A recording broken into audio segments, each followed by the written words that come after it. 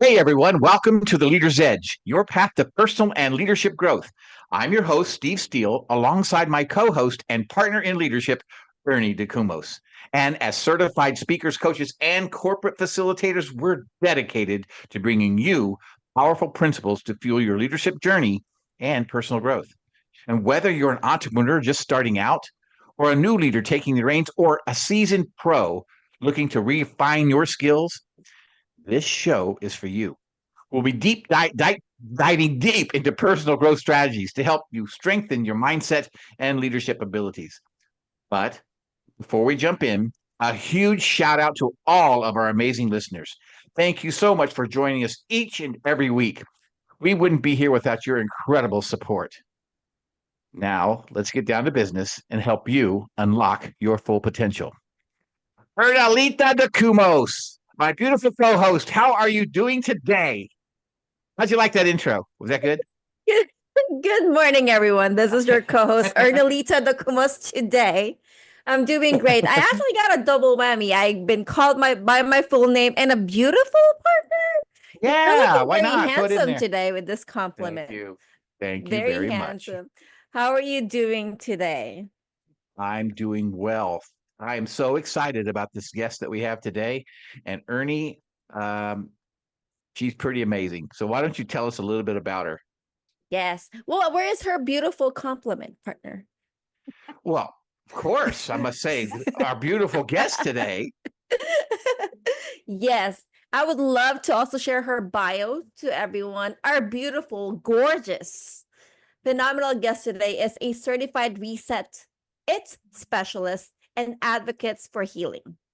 She empowers women entrepreneurs with childhood trauma to reclaim their authentic selves. Drawing from her own journey of surviving serious trauma at 14, she brings profound empathy and insight into the unique challenges women face. She creates a safe, compassionate space for clients to process emotions and release what no longer serves them through neuroscience and quantum physics techniques.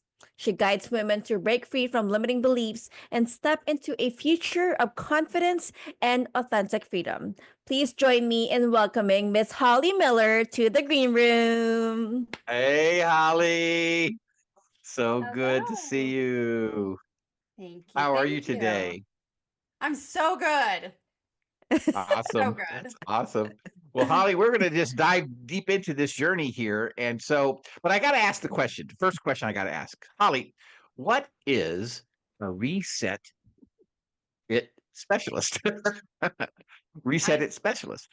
yeah, it's the question of the day, right? Mm-hmm. Hmm. It is a unique way. It's a neuro quantum experience. We use neuroscience and quantum physics, and what we do is we help people discover who their true authentic self is without all the noise, all of the programs and the conditioned responses and the conditioned beliefs that we've been trained to Mm. believe are ours. I help people recognize these subconscious programs that are sitting there in their limbic system, showing up as their truth. And I help that to be redefined so that they can really understand what serves them and what does not. Wow. That's pretty, yeah, that's pretty amazing. And I love the whole thing of neuroscience. I mean, Ernie knows this. I dig it. I love to learn about it. I teach it somewhat, little small portions of it, but I absolutely love it. It's Mm-hmm. beautiful.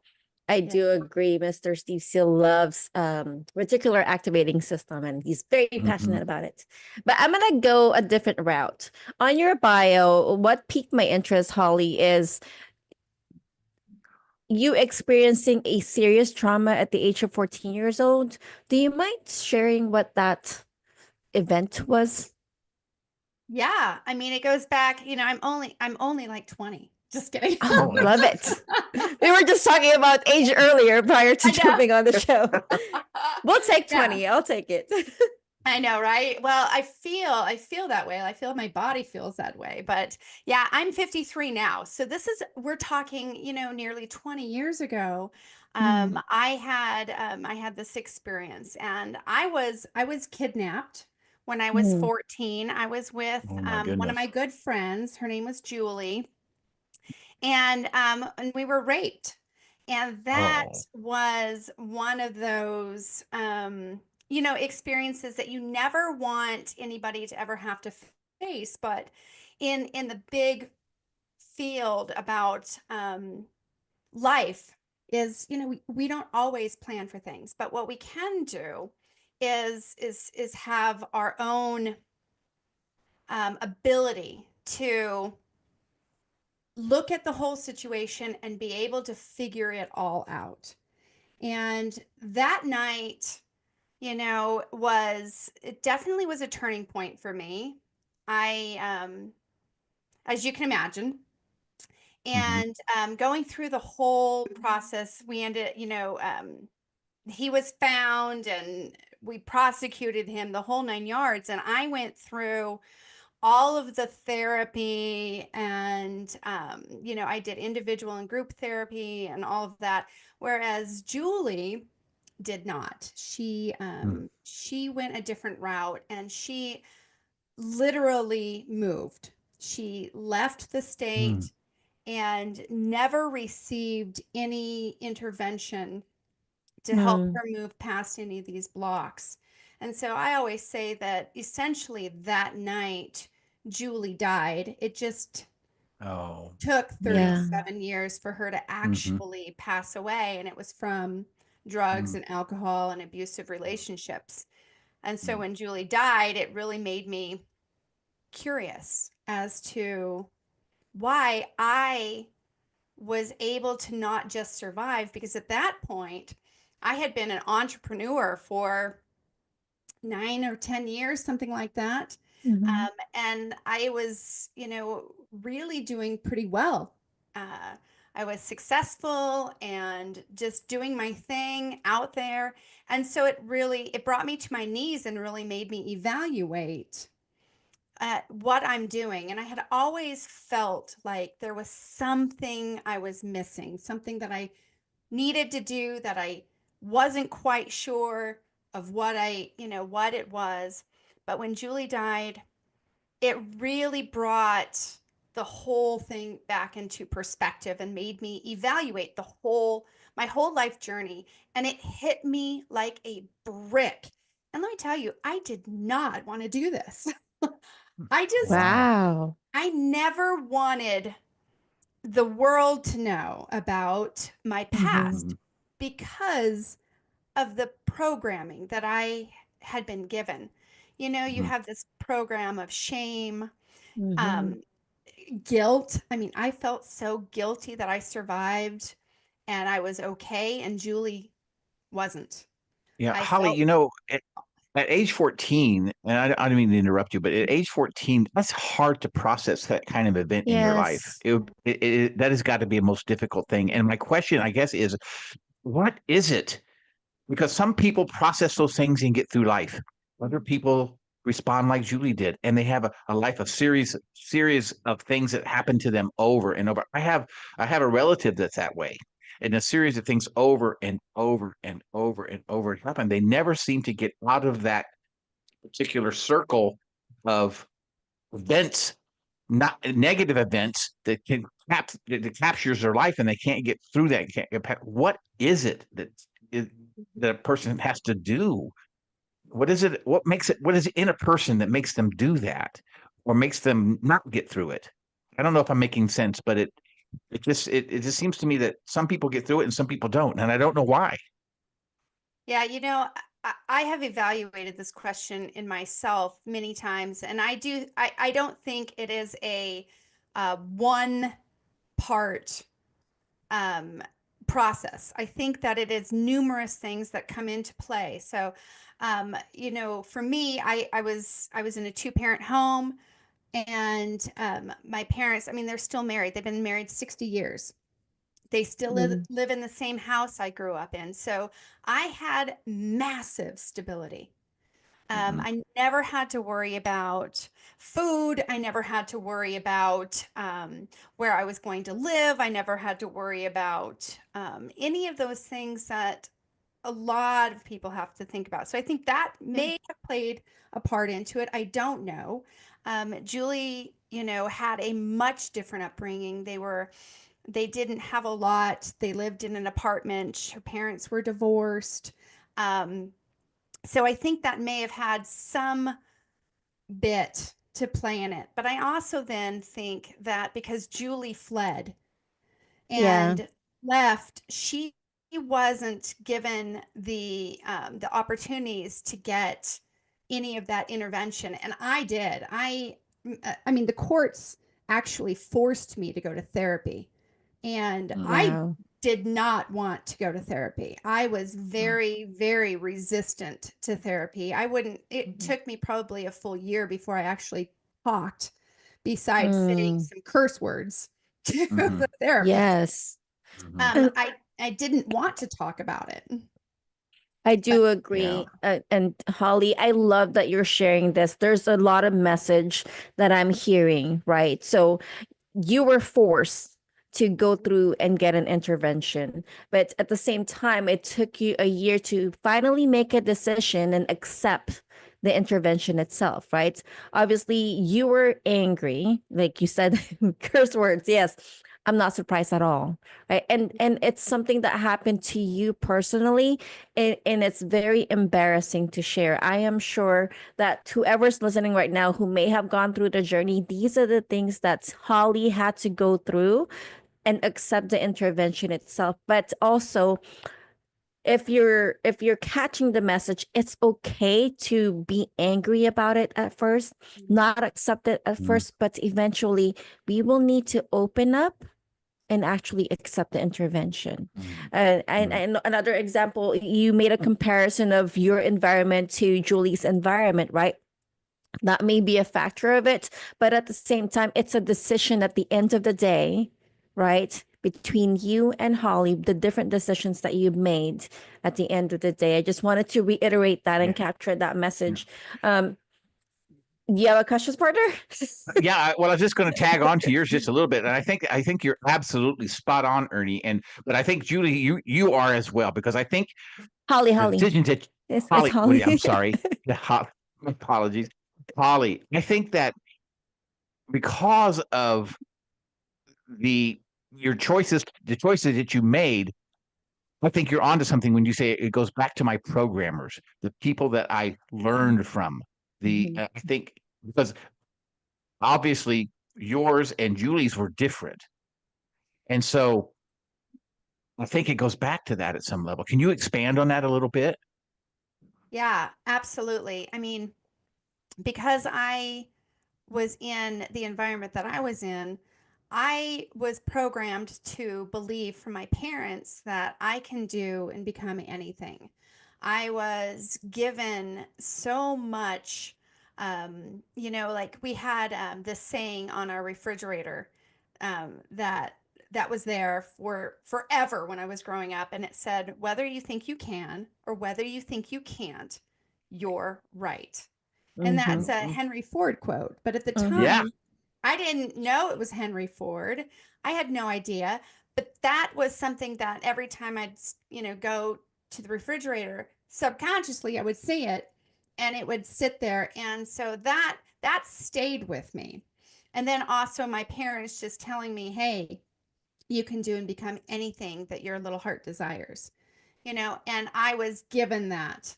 And so for me, I had more of that innate stuff because of the programs that I had been given. And I also had been in Catholic school for years before that. I was in Catholic school for about 5 years. And so I was given that program as well about Catholicism and believing in God and all of these things. And so I had a different program that Julie didn't have. Julie had much Mm. different programs that she was given as well. And the unique thing about it is these programs, whether they're true or not true, whether they're what some would consider good or bad, um, they just are. And we take them in and they sit there as truth until Mhm. we can recognize what is serving us and what is not serving us. Mm, I love that. And I know we only have a couple of minutes here before the break, but I love that you mentioned it's a program, right? It's programming, it's our conditioning, and your conditioning is definitely different from Julie's conditioning. And you are a reset it specialist. So, how did you come across the reset program that you are now applying, right, in your own life and also helping other people do? Yeah, for sure. So when Julie died, and it hit me like a brick across the head that I needed to become a trauma recovery coach.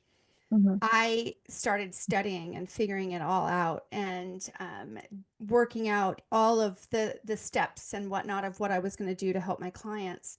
And it was during the time that I was building this program that I met a woman on a social media platform through a networking group. And she said, I help people recognize the programs and conditioned beliefs that don't belong to them. And I help teach them how to reset them using neuroscience and quantum physics. And I do this in 2 90-minute sessions. And I was intrigued. And Mm. I said, I need to book some time with you and learn a little bit about what you're doing. And I set up a conversation call with her. I really loved what she had to say. And I then ended up buying her 2 sessions to see if this stuff worked. Mhm. Right. It On was yourself, right? On yourself. on You, me. Yeah. I yeah, wanted Yes. to yeah, yeah, test yeah. it on me. I wanted Mhm. to know. And within 30 minutes of that first hour and a half long session, I knew that this is exactly what my clients needed. Wow. Beautiful, beautiful, Holly. We Yeah. will have to take a quick break. I'm going to do a cliffhanger here. I'm sure the Mhm. listeners are like, oh, what is it? What does it look like? I'm sure everyone is interested. We will be right back. When we return, we will talk more about what the Reset It program that Holly came across and is now utilizing in her own business. We will be right back to the Leader's Edge.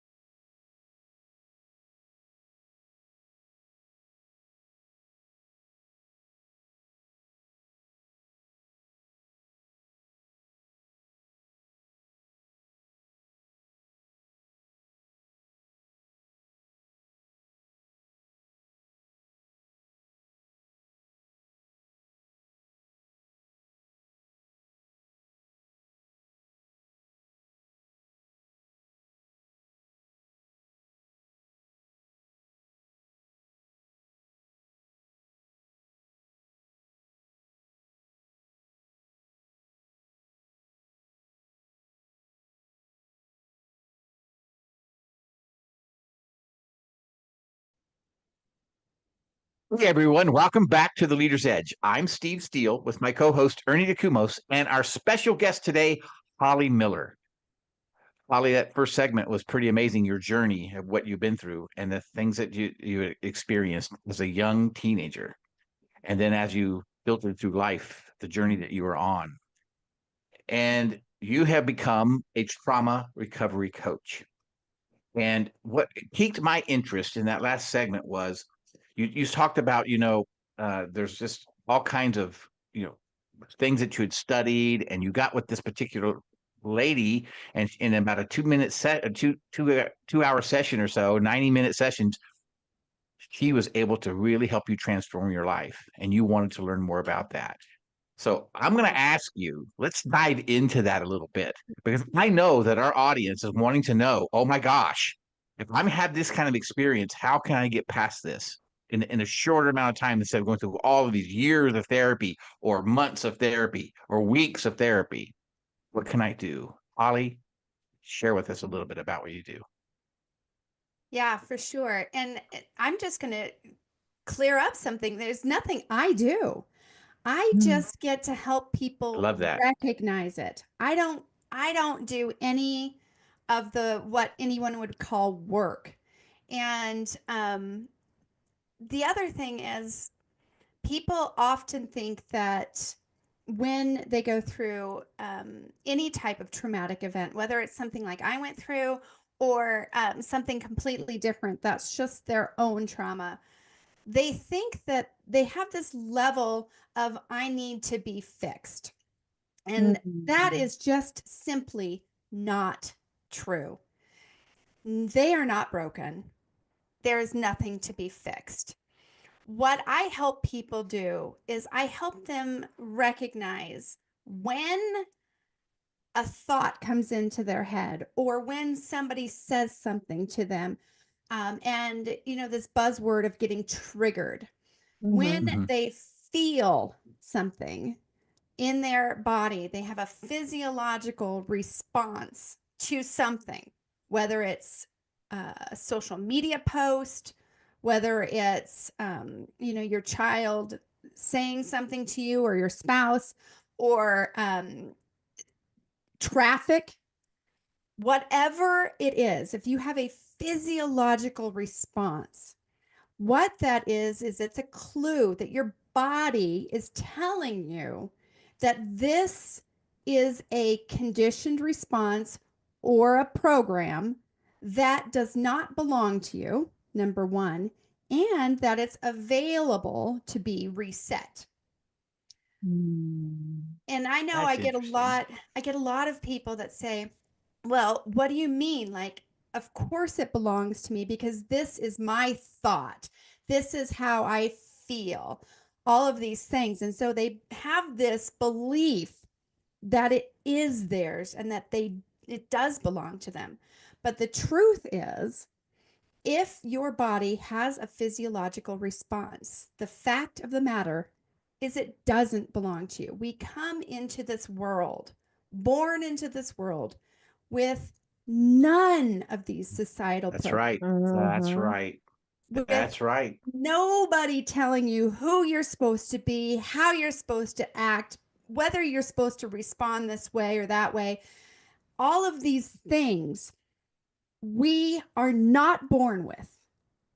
And so when we go through life and things happen and our parents say stuff and our teachers say stuff and whatever it is out there, we take that information and it's stored in your limbic system. And it's literally there just to keep you alive. Yeah. But what happens is your limbic system can't decipher truth from false. Yes. Conscious mind can. Your conscious mind can say, well, that third grade teacher didn't know what they were talking about. I am smart. I was just dyslexic, right? Or whatever that is. Your conscious brain can go, no, I don't buy into that. That's not true. Right. But your subconscious brain absolutely holds that information. And it sits there, and your conscious brain, where your prefrontal cortex is located, your decision maker is making decisions off of your subconscious mind and not your conscious mind. Is the subconscious mind, Holly, where we store our identity at times? That's an interesting question. I've never had that become a conversation point. But you know what, Steve? That would make sense that it is, where you have the perception that Yes. that's who you are. Yes. But the reality is totally different. But you believe the perception because it's siloed, right? The mentality's siloed, so you believe the perception. Well, absolutely, you believe it. You have been programmed to believe it. And your Gosh, that's amazing. You know, you've got all these thoughts running through your brain. I mean, men have 50 to 60,000 subconscious thoughts going through their brain on repeat, right? Women have upwards of 80,000 thoughts. Wow. Okay. Yeah, I've studied that. That is so true. That is so true. Absolutely. Yeah, and 80% of those 80,000 thoughts that women have, 80% of them are on repeat. So they're repetitive thoughts continually going. Yes. And then of those 80% of repetitive thoughts, 80% of those are negative. Oh, yeah. And then you wonder why we are stuck. You wonder why we can't move the needle forward. You wonder why we stay fat. We stay, unsuccessful, because we have this subconscious programming telling us, no, you know what? You have all of this shame. You have all of this guilt. You don't deserve success because you haven't worked hard enough. All of these things that we've been told and we store as truth. Yes, I do agree. One of the things that I've learned over time is 95% of our thinking is through our subconscious, and then 5% is our conscious mind, which you have definitely justified, right? And I know that you focus on women entrepreneurs who has gone through their own traumas. Holly, when we met last week on our content build, we had this very defined conversation about how women entrepreneurs are stuck in their own journey. Can you please enlighten us just a snippet of that conversation that took an hour? Almost an hour. I mean, yeah, it just goes back to those subconscious thoughts that we have, and whatever capacity that may be. So, just my own personal programming. So I mentioned earlier that my parents always told me that I could do anything I wanted to do in life. I could be anything I wanted to be. And there was always a caveat on that. And it was always like, Holly, you can do and become anything that your little heart desires, as long as you're willing to put in the sweat equity and work your tail off. And, on the surface, again, programs, when we talk about these programs or these conditioned beliefs or thoughts or whatever, on the surface, they're neither good or bad. Right. And I thought about this time. Matter of fact, I worked through this with Lynn when I first met her. This was one of the programs that I wanted to clarify, because I thought it was a good program. I thought, my parents did something wonderful and great, and really gave me this gift to know that I can do and become anything.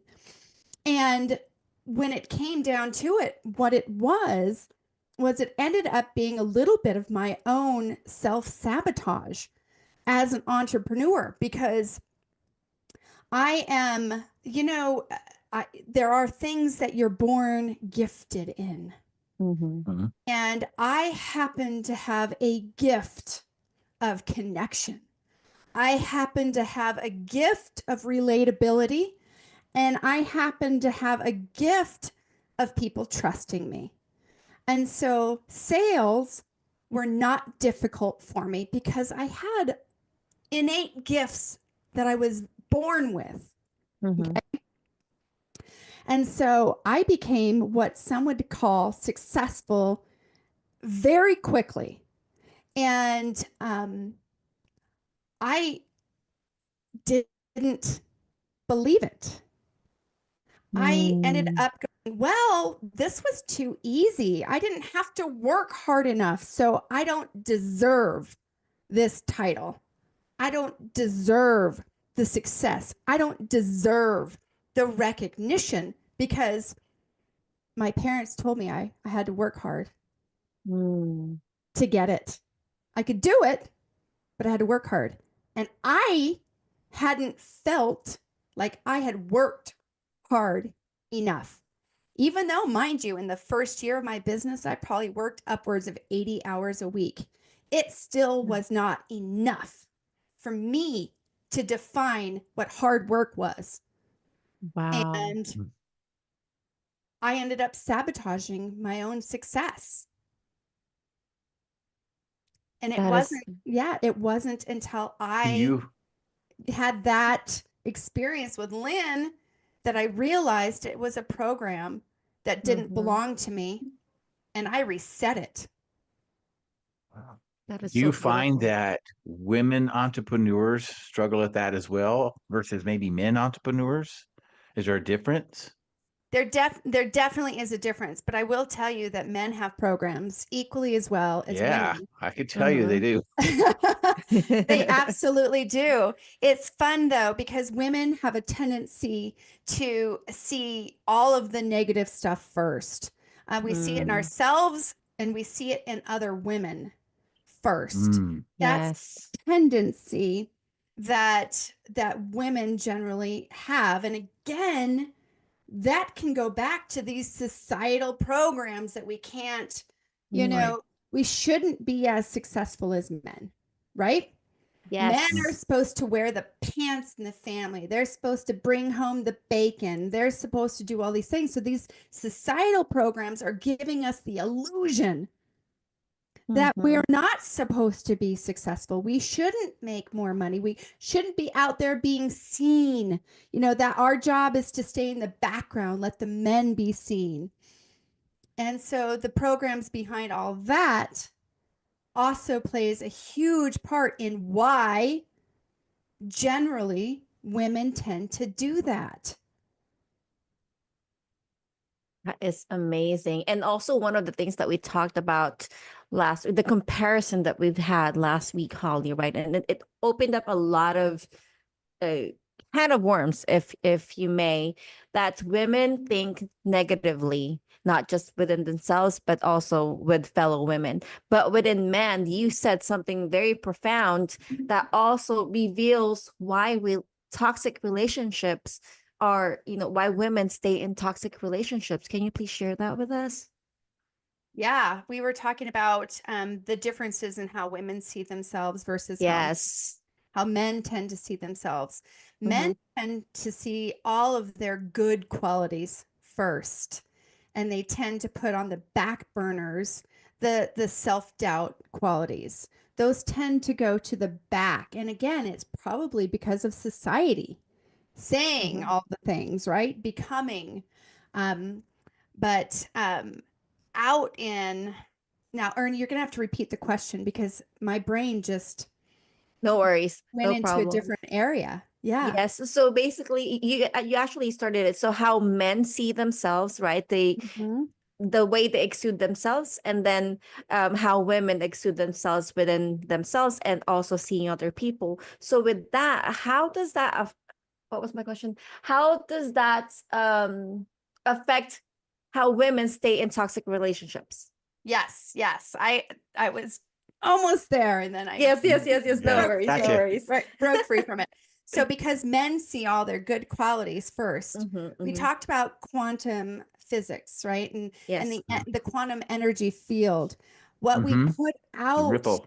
yeah, what we put out there. So it's like still water. So if you look at it, you look at some still water and you throw a pebble into that still water, it sends that ripple effect. Well, that's just energy that's expanding. And because Right. our bodies are full of water, we're almost all water, we have a natural energy field. So that's the quantum energy we're talking about. It's naturally within us. It's in stones, it's in essential oils, it's in a ton of different things out there. But we have this quantum energy field. And so when we're looking at ourselves and we're seeing all of our bad qualities, that's what we're putting out there in the quantum energy field. Well, the men are out there seeing all the good qualities about themselves and why they're such a catch, and they're so successful. Confidence. Yeah, they have this wonderful, confident quantum energy field, and so they're putting that energy out there, and that's what we're seeing, and so we're gravitating towards that, and we happen to see all of their good qualities first because that's what they're projecting, right? And they're seeing all of our self-doubt, maybe our that part of our quantum energy field that we don't want people to see necessarily, but they're picking up on that and they're getting that.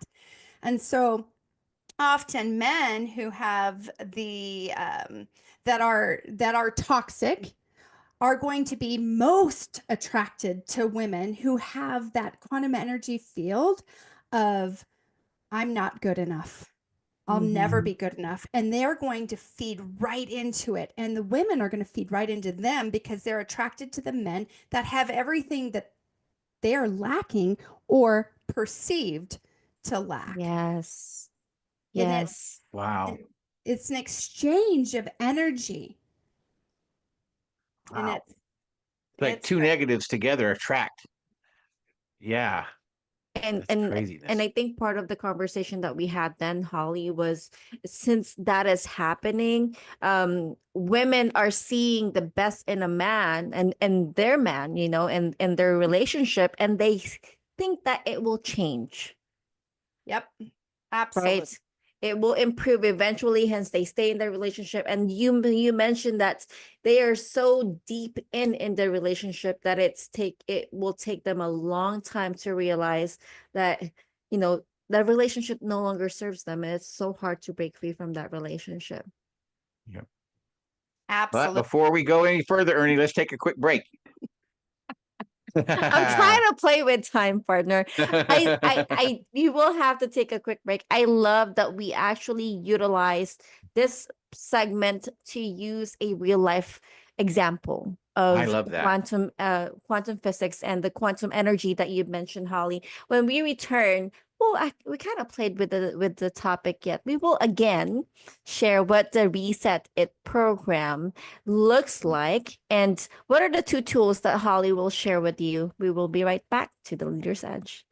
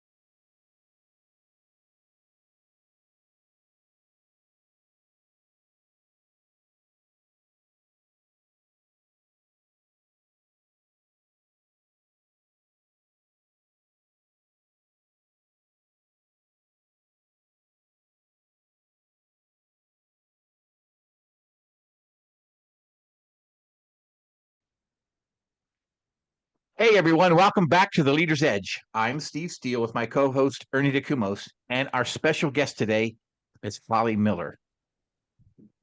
I was so intrigued by that last segment, Holly. It's just amazing. We were talking during the break here that these things are game changing for people's lives. It's just a game changer. This process of learning how to think right. And so I know that you're the reset it expert. So we want to kind of get into that. I know you have some tools to share. But Holly, let's dive in and let's talk about that. And let's see what we can do to help some people and add some value to people in their lives. Can we do that? Yeah, absolutely. And well, let's start by let me if it's okay, let me rephrase your think right Yeah. comment, because the truth is everything that we think isn't necessarily good or bad. So it's not right or wrong, right? Love that. It Mhm. just is. Just is. Mhm. It just is. And again, it goes back to all of the stuff that we've been through, that we've been exposed to, that sits there to make us believe right or wrong, truth from false, good, bad, whatever. And what situations are is neither good nor bad. There's nothing to fix. You're not broken, right? You Yeah. have the ability to reset all of these things. So let's talk about exactly what that looks like. When people come to see me, they sit down. It's 2 90-minute sessions. So it's very quick. It's the basic training, and we call it training because, again, I'm not doing any work. I help people recognize within themselves what belongs to them and what does not. And I simply just ask them the question. And so I'll say something like, can you think about a thought that has happened recently that you didn't like? And they'll go, okay. And they'll think that thought. And I'll go, now, can you feel that thought within your body? Do you have a physiological response? And the answer is always yes. They always do. Now, some people feel the pressure maybe in their chest, sometimes in their throat. I even had a client feel it in her teeth. And Really? So no matter what or where you feel it, that is your sign that it doesn't belong to you and it's available to be reset. And so when I say I teach them, that's literally what I'm doing. I'm teaching them to listen to their body. I'm teaching them to believe what their body is telling them. And then I offer them the opportunity to reset it. Would you like to reset this? And most of the time, the answer is yes. Some of the time, it's a thought that they don't want to reset. So if they're having a thought that I believe most people in this world are really good and positive, and that thought they know is a program, but they want to keep that program because they like it. And the answer would be no, I don't want to reset that. And that's totally perfect, right? If the answer is yes, I'd like to reset that, then I teach them the process of resetting that. And after time, you get so good at being able to first recognize it that you're able to reset it so quickly. I've reset programs sitting in the hot tub. I've reset programs driving. I've reset programs in the middle of a conversation. Wow. Because it's so innate and it becomes so simple that oftentimes people are like, this is it? That's all?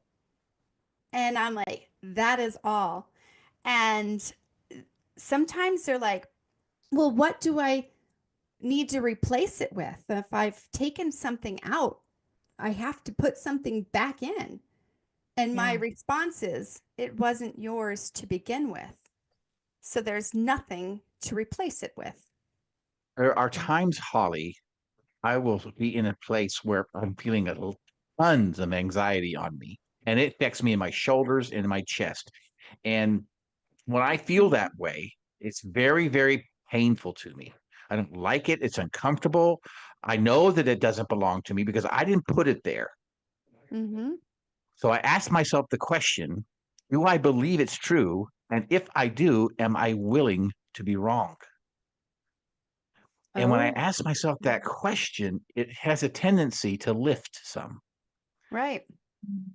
Yeah. So you're changing the quantum energy field is Trying what you're to, doing. yes. And I don't know if I'm Yeah. successful all the time, but I'm trying to change that energy. So here's what happens.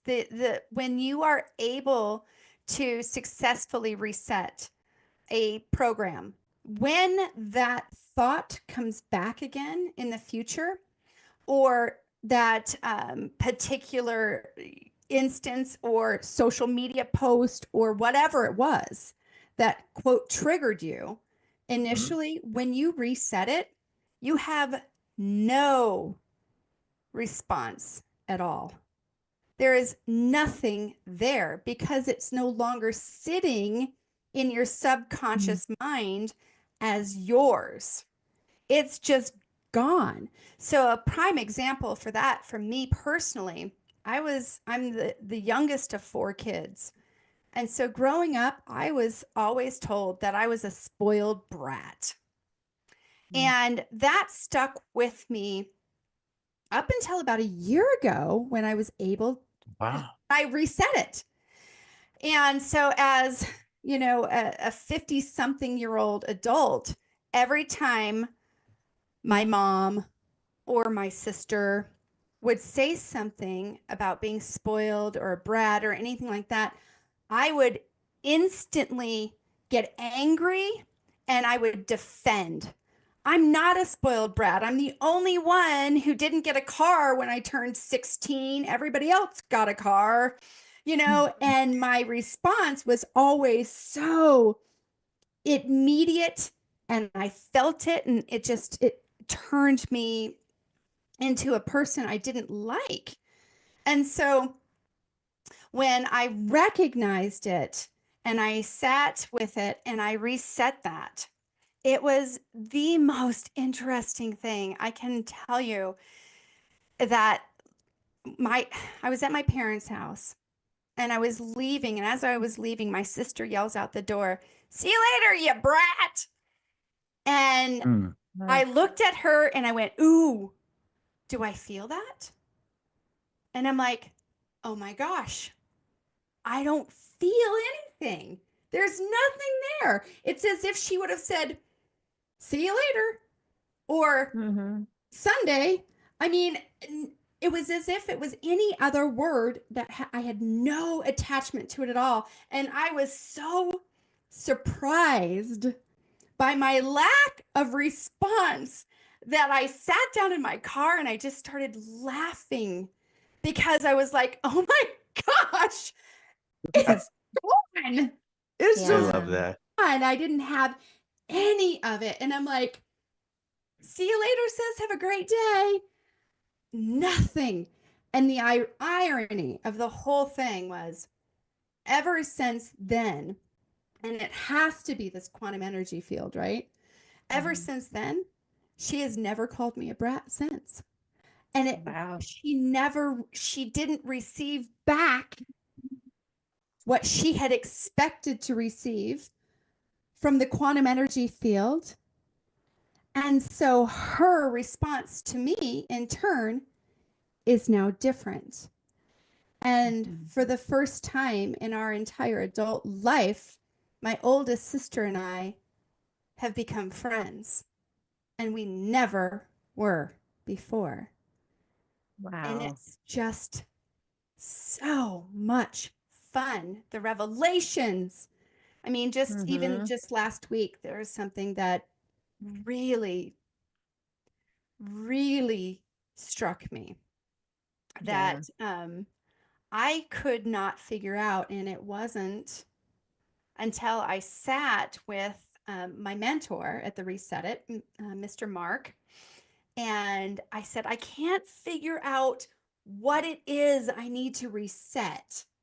And I was trying to figure it out. And he goes, well, you're trying to figure it out when you're sitting in your programs and your conditions. And I went, oh, yeah, I guess I am. I'm trying to consciously figure out what it is I need to reset. And he goes, well, Gosh. let's go through it together. And so he goes, I want you to think the situation. And I like, okay. So I went into my state of presence, and I replayed the whole situation, Mhm. and it went like bam, and I knew exactly what it was. And it went back all the way to literally the night I was kidnapped. Wow. And it was, I had to reset that my parents couldn't save me. And I Wow. had no That's crazy. idea that this issue with my husband was because of a program that I had from the time I was 14. And when I reset it, it was a light bulb moment. Man, that's It's beautiful. Wow, amazing. Holly. That is Holly, amazing. it's an amazing episode today. Thank you so much for adding value to our listeners, and obviously adding value to Steve and I. I'm sure our Mhm. listeners are wondering, what are you currently working on and how can they reach out to you? Well, I am currently working on being present in every moment of my day so that I can show up and be exactly where I need to be at the moment I need to be there, and loving the journey of being able to share that with others so that I can teach them how to do the same. That's beautiful. Amazing. And how can people reach out to you, Holly? They can find me on resetit.ca. So it's reset-it.ca, or they can read my story on my website, which is amboh.net. So amboh.net. They can find me on many platforms, Instagram and LinkedIn and Beautiful. Alignable. Just type I'm in out Holly there. Miller. I love it. That's I love it. awesome. I love your website. It's so simple. ambo.net, correct? Amboh.net. Yep. And ambo.net. I Yep. thank you again, Holly, for such an amazing Yes. content. And to our listeners, if you have a product, service, or rebranding that you're launching in your company, we would love to help you promote it globally.